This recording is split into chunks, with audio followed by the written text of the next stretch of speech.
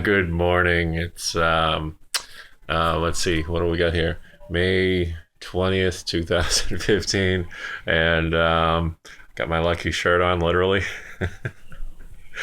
um, so today I thought I'd talk about one of my favorite guys in the world. I feel like I grew up with him.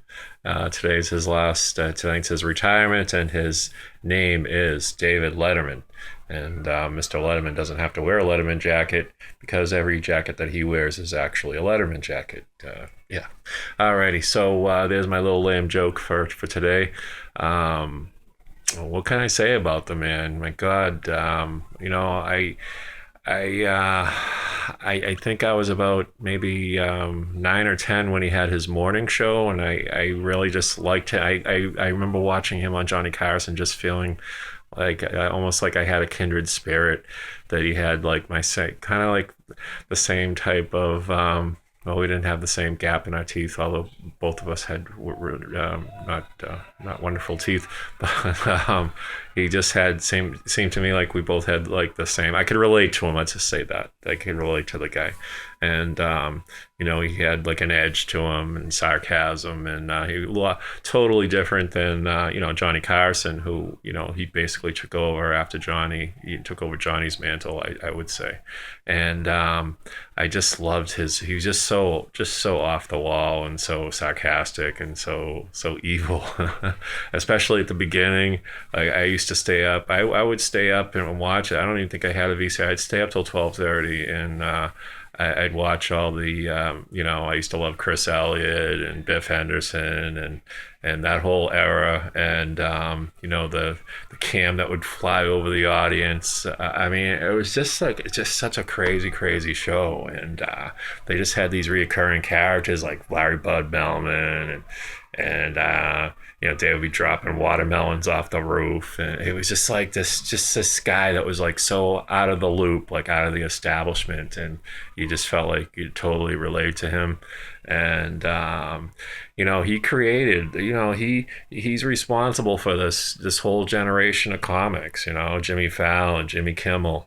They owe everything to him. Not so much Jay Leno, and I love how he can't stand Leno.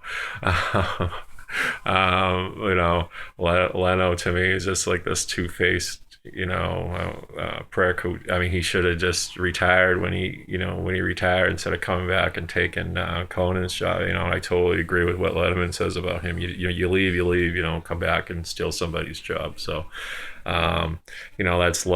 that's Leno's legacy. I don't know if you can see me through the ricochet, these Coke bottle glasses, but yeah, I just wanted to say, how much, I can't, to be honest, really, the last 10 years or so, I kind of have not really followed much of Letterman, when he switched over to CBS, but he definitely was a big part of my life during my late teenage, early 20s, definitely my 20s, and I loved that whole his whole style of comedy and interviews. But I just since when he got older, we both went our separate ways. It's like any relationship. But I will be watching tonight.